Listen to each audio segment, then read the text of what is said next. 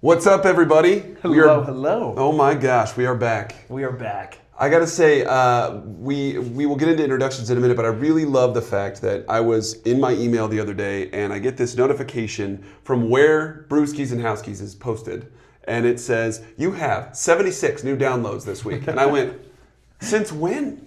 Yeah, that's crazy. And great, but also, what? So I forward it to you and go, we have to.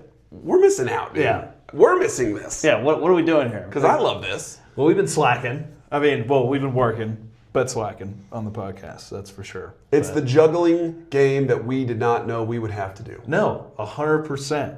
But I feel like it's also like real estate is juggling, you know? It is juggling. And thank you, whoever you are that are new subscribers that downloaded stuff, that remotivated us to get back in the saddle and thank you guys. Get to rocking and rolling. So true inspiration there. Right as I saw the email come across my Mac, I was like, all right, it's time. Yeah. It's game on. Let's go. Let's do it. Formal introductions. Welcome to Brewskis and Housekeys. My name is Nick Papantanakis. My name is Tyler Thompson. And we are real estate agents with RE/MAX Alliance in Olde Town Arvada. We are on episode, I don't know what, but we're actually excited to be back to not only talk a little bit about the current real estate market, catch up on some things, just how life is going. Life-wise, yeah. And then talk about some beer, because really, we need to have both things. You need to have I'd say there's a balance in life, and the beer definitely helps out one side of it. I agree. Can you tell us where beer came from and why today? Denver Beer Company out here in Old Town decided that would be the best stop for me today. But when I went to go pick them up, I told them that we were, we've featured a few of their beers now on this podcast. So when I went in there, I told them, I was like, hey, so I'm actually looking, what I started out by asking was, what do you guys recommend for the podcast? So then they were like, well, we'll go ahead and give you guys these beers and just tell us what you think. And I was like, well, we can do that. So today we're actually sponsored by the Denver Beer Company, giving us some free beers to try them out. We're going to let you know how they think. To me, this sounded like the most summer. And they said this is going to be this is going to taste like a lot of summer. So let's go ahead and crack and pour. I think we got to hear that beautiful sound on three. 1, 2, 3. There it is. It's gorgeous. Can never beat it. I will say that in general, when I think of, this is terrible, but I can't help it. When I think of patio beer, that's what I call summer beers a lot of times, and a lot of people do.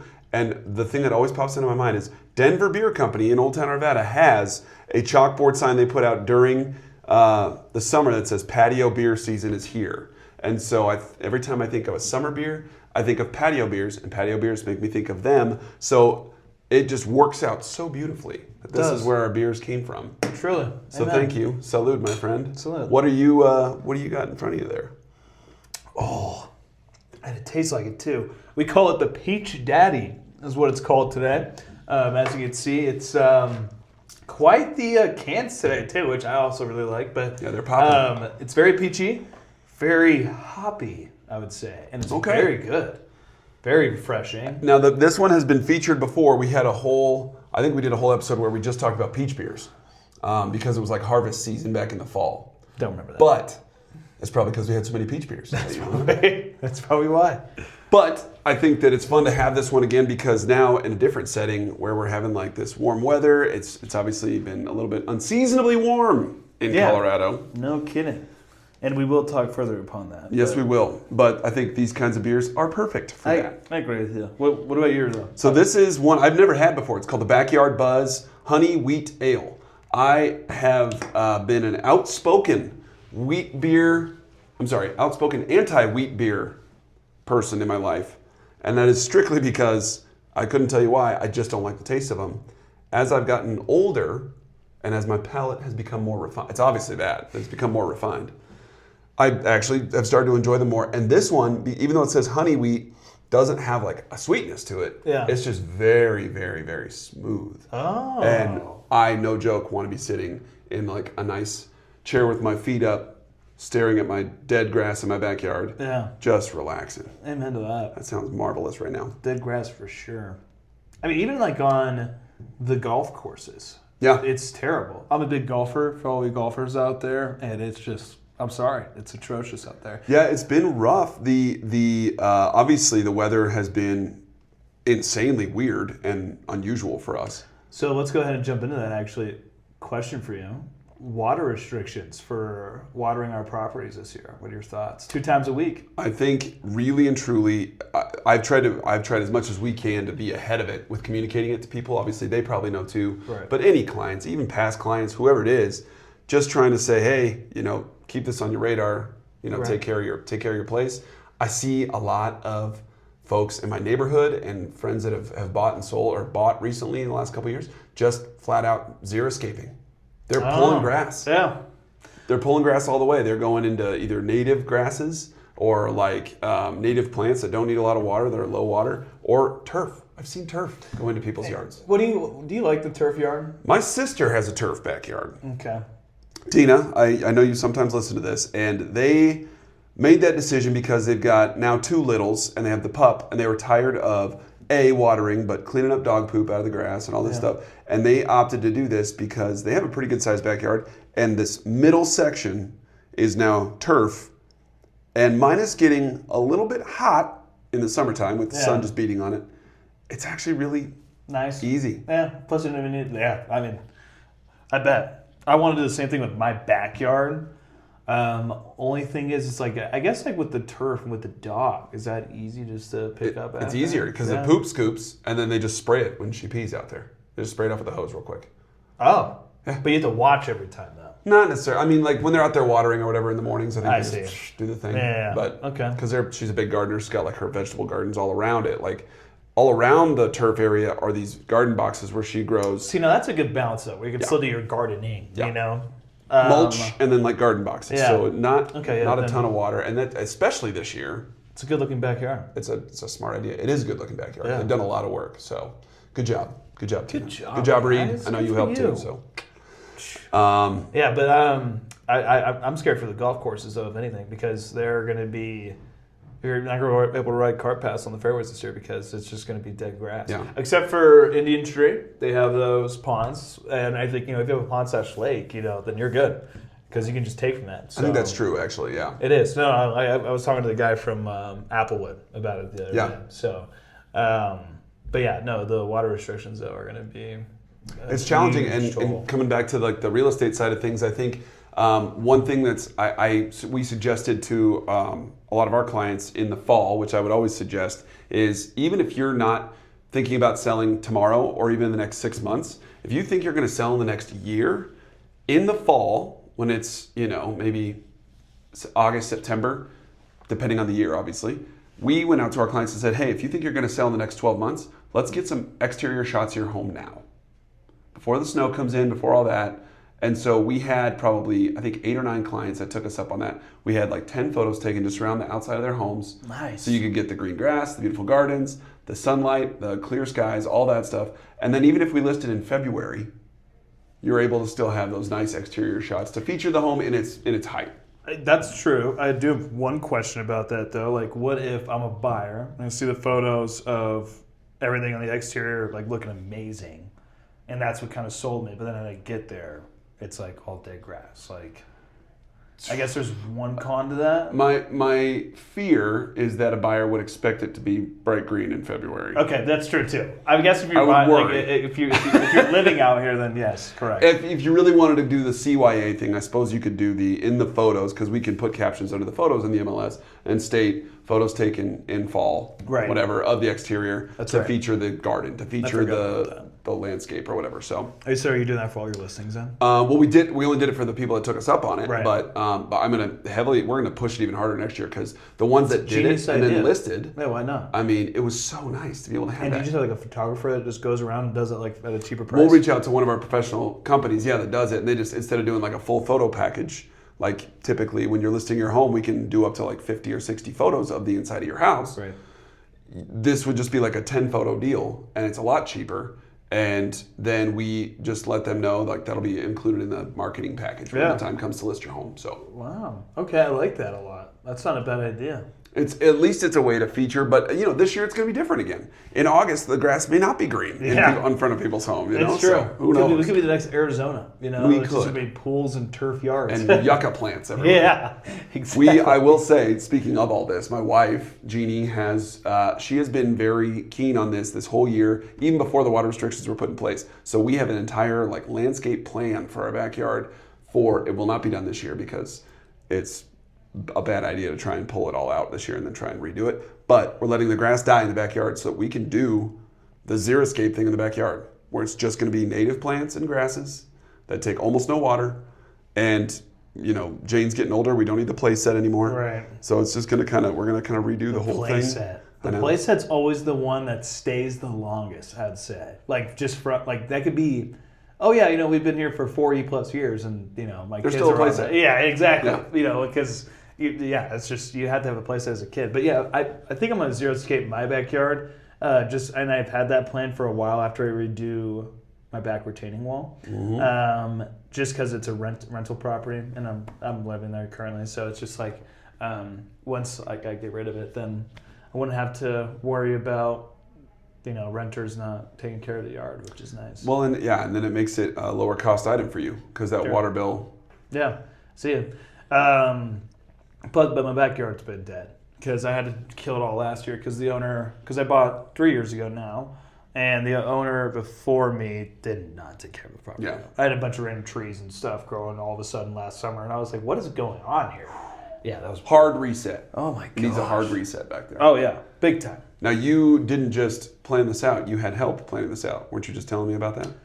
With ChatGPT. Chatty G. You got it. So yeah, I've been using a lot more AI as of lately in realtor services. I usually, I used AI more now. Well, before I used AI just kind of for overlooking things, kind of just double checking, or HOAs. I like to, because HOA docs, Bibles, they're just huge. But it runs through it immediately, and then it can actually even tell you if the HOA is in debt, if they are ahead of their payments, everyone's making their payments.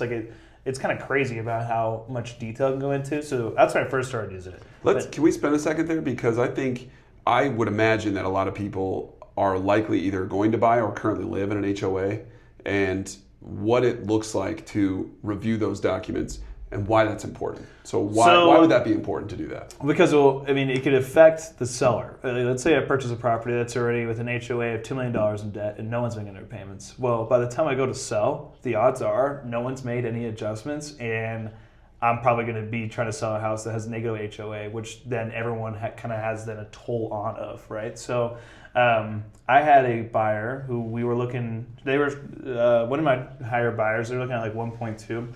So every property before we went, and I was a newer agent at the time, so I was like, all right, I have to really kind of look at all these properties before we go take a look, kind of just make sure right area, all that good stuff, because this is their third time buying, so it was a little bit different. So, but once I plugged in the HOA to AI, it was no, this HOA is $10 million in debt. You do not want this property, and it's going to take forever for them to come back out of it. Well, and the reality is a lender won't lend on that property. No. If you are getting a loan to buy your home, the lender finds out that the HOA is in debt, they're going to say no. It doesn't affect, I think it also affects appraisal somehow as well, or it's something, but it's an easy way to fall out under contract, and it's one way of avoiding that. So that's one of the main reasons why I started using it in the first place. But now it's building me a website, so. Yeah. It really is a nice thing, and I want to shoot some holes in the idea of AI, because I'm not even a salty old veteran realtor yet, and I've already got salty old veteran behavior around this specifically. I worry about the idea of agents that are utilizing AI to help in their business. I can think of a lot of ways that it would help, but I also think of ways where it doesn't need to just have AI reading their contract for them and telling them what the best course of action is. At what point is it, would you say it's a negative line to cross to start to be utilizing that technology that way? Ooh, where would I draw the line of AI? Yeah. Contract work 100%. Because if I were to refer to AI on every day, if I were a buyer, and I have no knowledge about real estate, but let's say I'm in a future world where I have AI as my realtor, almost all deals would fall out. And only because of the sole fact of, well, if this doesn't agree, then this doesn't agree, well, then we're never going to agree. And then all deals will fall out. We're that kind of agreement factor that kind of adds that both playing fields, right? We level that kind of out. We're able to kind of tell our clients and look out, kind of tell them what we should be looking out for legitimately and all that good stuff. But I mean, at the same time, AI is too figurative when it comes to that kind of side. There's no personality either. When it comes to follow-up with AI, you're gonna have all these other realtors now, and you say like you feel like you're falling behind. You shouldn't, because don't get me wrong. When it comes to follow-up, it's very good at keeping you organized, and it actually reads like what's going to keep you more organized, and it pertains that to your learning style. However, it's like also, I kind of forgot where I was going with that. I mean, it pertains to your learning style, but it's still a computer, right? And it's a computer trying to talk to a person. You can always kind of tell that difference, even when you put in the personality into because there's actually a thing where you can make AI now more personable, and it sounds like a human when he's talking to you. But even with that, it's still kind of just like, robotic, right? So I don't know. I think that's where I would draw that line. I could not agree more, because, I mean, we talk about this a lot in our office, in our four walls, but being a master of this craft means actually knowing the ins and outs of that contract. And the more reps you get, the more transactions you do, whatever it is, the more times you review it, the better you are with it. Now, it's not to say that AI couldn't go through and read that contract and know every line of it like that. Yeah. It's not about that. It's about, how is the contract working for my client? Right. Not the black and white of it, because unfortunately, even though a contract is black and white, we live in areas of gray. Yep. When it comes to how we negotiate. I mean, that is what negotiation is finding the gray that will work for everybody. Yep. That's really what it is. It's not about, this is black, this is white, someone's got to get on one side or the other. Yeah. I mean, like when it comes to also just inspection, you're going to leave it to a robot to fight for you? Because my person said this, and according to the math, we should be getting this? Well, I mean, then you have another robot saying, no, according to our math, and it's just, then there's never going to be that agreeable term. So, yeah, you can't have that, seriously. And then also you're going to also have all these newer realtors out here kind of using a lot more of AI. So, when you were saying, I feel like I'm falling behind by not using it, I feel like that's what you're kind of saying. But yeah. I feel like there's a pro and a con to that. One, you know what you're doing. You're just kind of setting your own stage. You're following by your own example. Now you're kind of just setting yourself up for success. Those other realtors who are relying on AI, well, later in their career, when it comes down to kind of like a make it or break it moment, well, then they have to rely on AI, and what if it makes the wrong decision? Well, yeah, it's just a matter of knowing how to sharpen the other tools. Right. Have those tools ready. I think it's another tool. Exactly. I think it's another tool, and 100%. But people are going to use that for their business. Right before we started recording, and I think this is important to share. Tyler was in the middle of building a website that's going to help him just know how to make sure he's staying in communication with the people that he's taking care of. To me, that is the most quintessential genius way to utilize this in our business. Right. Because if you know 200 people, and at any given time, one of those people might want to talk to you about buying or selling a home, you don't know how best to serve them then. No. But if something can tell you, like, hey, you haven't talked to Tom in a while. Exactly. You're like, hey, I'll reach out to Tom. Oh, Tom, great. What? You want to talk about buying an investment property? Let's do that. To me, that is a much more intelligent utilization of it, to use it as a tool instead of letting it do. That's the thing I worry about, I guess, is that agents would let it do their job for them. Yeah. And when 90% of our job is knowing how to transact and be in the contract. Yeah. You can't do that. No. You can't do that at all. But it is a great tool to help you out. I was not accusing you of that. No, 100%. No, I totally agree with you. I like how you laid it out, too. And I also have it set up, too, where it's kind of just like, it has all the birthdays in there. So I kind of have because birthdays are step one. You guys have that set up, too. But, it's just like, as long as if I can see it all right there, then I can just make it that more personable to that person, because I see it coming. My problem is, as a realtor now, is that I have all this other crap that's going on in my life, especially with AI, that how many people do you see with a planner anymore? Sit down, I know. And actually write down. No, it's all on their phones. My life was on Google Calendar. Yeah. That's how I like to explain it. Google Calendar is my life. So, if I can find a way where I can sync up my Google Calendar, Zillow, Follow Up Boss, like my chats, emails, texts, all into one platform, and then have it organized to set my day so I can be more successful, and then use that tool to my day-to-day basis, well, then that's where I'm going to win. And then that's what I'm trying to set up now. So it's just kind of it's just a matter of how you want to use it, right? Because you cannot use AI as your business. You can use it to help your business, but it cannot be your business. You know? So I think I would venture to say that we've pulled back the curtain a little bit on how we do our jobs. So for those of you that are listening that are also agents, you can probably relate. This is very real. Like, this is a very real conversation that we've had regularly. What I love about this concept is that for the last couple of years now at R4 or at any of the gatherings that we have that are like Remax related classes or just any classes that we do with people, AI is talked about constantly, and it's so nebulous and so vague. When we were sitting right before we started recording and you showed me what you were doing, that's not nebulous or vague. That is concrete. Here is a thing. Here you go. Go ahead and use it. To me, that for someone that is maybe a little bit slower on the uptake, that's freaking cool, man. And not just that, you can even tell, it's just a matter of, that's the thing. To me, AI is just like interest rates. That's all I hear about right now. It's AI interest rates, or like whatever classes are being offered, they're mainly AI classes. And it's like, listen, why am I going to take all these classes with someone who's way more advanced to explain it to me when I can just have it explain it to myself? That's where I first kind of took the first step. So I went into ChatGPT and I just started the free version, and you only get like 3-4 messages. So I got to the point where I was messaging it almost every day, but then I got to the point where I was messaging it like paragraphs just to get it within my limits of the question, and for my free version, just before I bought the premium version, because that's how I am. I'm a cheapskate. You're a frugal man. Yeah. That's not a cheapskate. You're smart I'm with your not money. easy to spend. So smart with your money. But that's how you got free beer today. That is true. Obviously. That is very true. Thanks, Denver Beer. Yes, thank you, Denver Beer Company. But and then I was like, okay, so I literally just gave it my biography. Just told him what I do, how I try to generate my own business, kind of just like my own thoughts. And now it feels like it's just branching out those thoughts. And that's how I feel with it. And that's how you should set it up properly. You can have all these guys tell you to put this certain code in there, and sure, it'll put the certain code in there, but it still doesn't know you, as a person. So but that's what you need it to understand, is you. You need it to understand how you work. So that's why those classes to me are just like, it's going to teach you how to set up proper code and stuff, right, for certain situations. Sure. But if you can make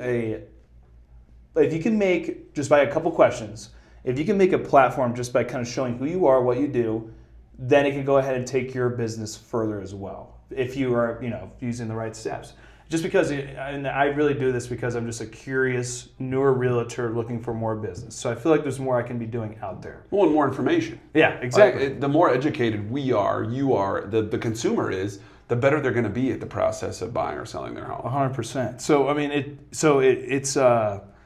it's so interesting, but now I'm fully it's getting me excited because I'm realizing what I haven't been doing as well, So, and now that's why it's making me it has so much information on me now. It knew what to build when I built this website. By the time this episode is released to our fans, you will be fully in the swing of using that website. Yes, I will be. It's going to be rocking. It's going to be every day. I'm seriously going to be using this. I made it just so I can. One of our newer agents in our team, Jared, we were just talking about, he has it so he has it set up where it sends him a daily email. Here's what you got done yesterday. Here are all your tasks for today. Here's what the weather's looking like. Here are the interest rates. Just be aware of this in real estate market for Colorado. By the way, there's a tea time available at Will's Case at 4 p.m. Yeah, I wish. That'd be awesome. Next. Throw it in. I know. Why it's not not? a bad idea. It's not a bad idea. And but it's just if you could do that, or it's just if you can have an AI AI planner, if you have an AI planner and CRM, isn't that what everyone wants? A CRM with a planner, it's just but keeps it everything. Almost what you need is, in my opinion, and what it sounds like it's creating for Jared and for you is this sense of it's not even that CRM is a client relationship management tool is what that stands for. So if you, instead of that, I think it's creating almost just hey, do this. Right. You did that. I'll keep track of it. and all you got to do is talk to it every day. Exactly. And that is really what a CRM Well, now you is don't even need for. to talk to it. Now it can actually just read it automatically with all these like kind of like links to all this different stuff. So now it's actually making a system to where you can sync it all. Just like your iPhone, right? But now you're syncing your life into one thing. So, I mean, don't get me wrong. I like keep personal information and all that away from this bad boy. But I mean, still, it's like... but from an efficiency standpoint, it's awesome. It's great. Like, I seriously, the last 2 weeks, I've done nothing but been like, kind of like, I've been feeling... I had it actually create me a workout system too, to like kind of get more on a personal note. I uploaded photos of myself. Get this. I uploaded photos of myself. I told it as a fitness instructor. I told it what I did for the morning classes and usually the calories I burned and all that. Kind of just like, and then it was like, I need you to take more photos, but like stand at this certain position and stuff so I can see all my muscles at all different angles. And then now I've been doing its workouts that it's given me. So not only did it cut my time a lot at the gym, it cut my workouts in almost like half. Are you still getting results? Big time. In fact, I have more energy throughout the day now. And it's just because of the fact that I was overdoing it and I didn't realize it. And so, but like now, if I spend more time on this, I'm gonna have a whole diet plan by the end of this. And you can tell ChatGPT, it's like I want you to become this is how you do it. You tell ChatGPT, I want you to become the world's top dietitian right now, and I'm gonna give you my game plan. I'm gonna tell you what I eat. I'm gonna tell you what my kind of like what my snacks are, what I cheat on, like what's bad, like what I'll go get McDonald's here and there, which is not good or whatever. And then it will go ahead and become the world's top dietitian and just show you everything. Dude. It knows. I wanna segue us back to something you mentioned earlier because it's something that keeps coming up. And I said in 2025 that it was going to be a bad word in my vocabulary and I wasn't going to use it if I could help it. And it is the word rate or interest rate. So I want to ask you about that too and hear what you are experiencing on that side? Hearing from your clients, what fears might be out there, what conversations you might be having. To me, it isn't in fear anymore. Compared to the beginning of my career, when I first started becoming real estate, because that's when interest rates were increasing, right, up to about 6. What year did you get licensed? 2024. So it spiked at the end of 22. Yeah. And it stayed there. Yeah. Yeah. It stayed. Well, yeah, sorry. It might have been licensed 23 going into 2024. I think that's right, So, no, it was 2024 actually, because it was May or something like that. Yeah. But yeah, so anyway, it was just, but interest rates, like they used to be such... Like it was like I feel like I was going door to door when I met with my clients. Like interest rates though, and I was like, well, next door, whatever. But now it's like people are pulling the trigger like crazy, and interest rates don't matter to them at all. It's even how though it feels. Rates are higher. They're hovering around the 6% mark right now, maybe a little bit above. Yeah, I think we were right around there. 6 and I don't know, a quarter maybe. Well, we got up to what 6 point. It was 6 and 5/8. Yeah, exactly. Yeah, 6 and 5/8. Like that's where I'm at now. Yeah. And we got down to 5.8, which was great, but it wasn't enough for me to refinance. For this long? Yeah. It was very brief. It's hot. Business is hot out here. Ever since the new year hit, it's been busy, is how I like to put it. I would agree with that actually. That the spring market, and maybe we can kind of end with this the way the market has been so far this year. So it is the end of April at this point. And I feel like normally the quote-unquote spring market that everybody waits for, which I would love another episode where we unpack why the hell everybody waits for that. I know. I don't understand it, but that's another thing. But normally it starts, I would argue, like maybe the last week of February, first week of March. Yeah. I would say this year it started the last week of January. Yeah, no kidding. And then right after, I remember I got back from my New Year's vacation, got back, and I immediately had 2 clients that came off the fence. Bang, bang, yeah, bang. And then I had one person ready to write an offer immediately. And then I've never been more on the listing side. I've had 4 listing appointments this year. And I've had 3 that are going to list later, but that's just given because of financial reasons. But it's just been...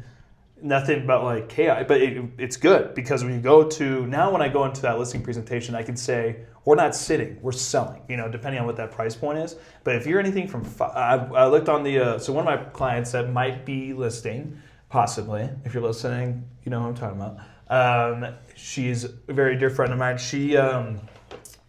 we could list her house at 520. And she's like kind of unsure about it, right? Because of how, they don't want to sit for too long or whatever. But at the same time, if we get under contract, well, can I find them a home? Is kind of like more the problem more than anything. I'll get back to that problem here in a bit. But she, so I look up 515 in Arvada. Guess how many are on the market? 46. 0. Like, sorry, it was, from 550, from when I looked. Sorry, this was like 2 weeks ago. But when I looked, it was 0 on market, active, and her, that weren't pending. There was 8 pending that just went under contract and 0 were active at her price range. Meaning she would stand out substantially to a lot more people. Wow. Than what these pending properties did if they listed the same weekend. So I feel like that's accurate too, because any of the listings that are out there that I feel like exist in great supply are either below 425 or above 800. Yeah. It's either the very much the first time pool is pretty full of listings, or that almost luxury level pool. I would say that for me it's more like right around the 650, 700 range is where you see a lot more properties kind of come on market. Okay. But yeah, no, you're exactly right. And sitting or coming on market and going. Yeah, like in sitting. And sitting. So it was at the time she would have been I could have listed her property and she would have had multiple showings and sold in no time. Yeah. So it's just, it's hot. But however, back to what I was saying earlier, it's scary. If you're listing right now and buying at the same time because you can't buy another house due to what you currently have, that's fine.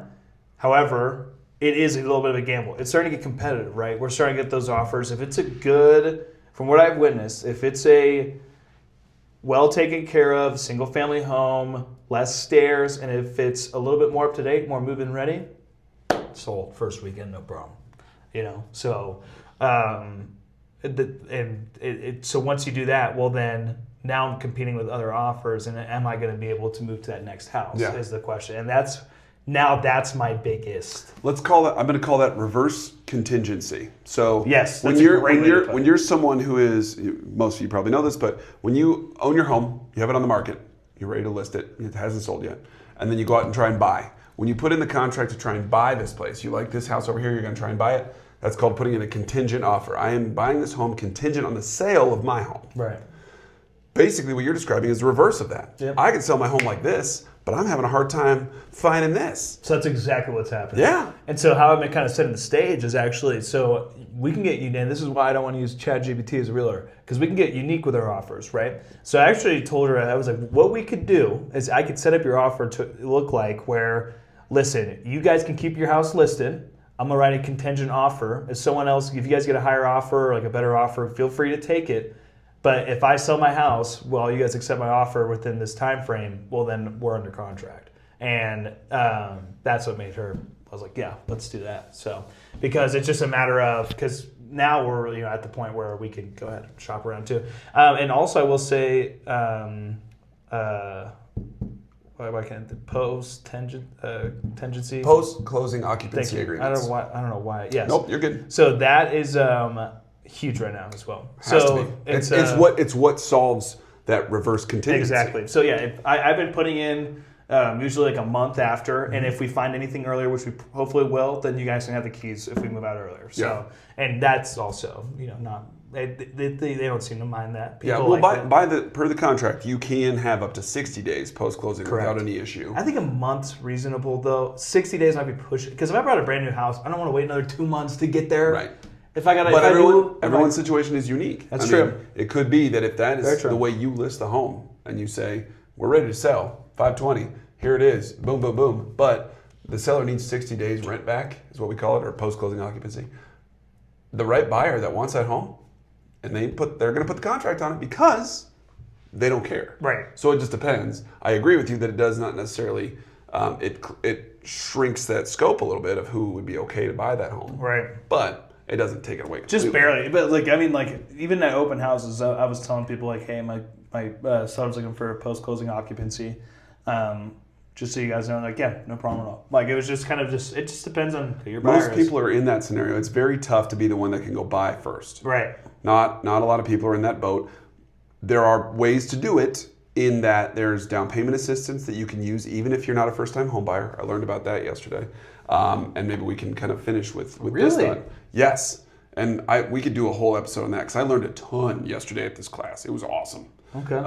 But there's down payment assistance. There's things like bridge loans where you can basically bridge pull loans. from the equity of your current home, act as a buyer with a larger down payment, and then it's like a buy HELOC. first. It's kind of like a short-term HELOC. Okay.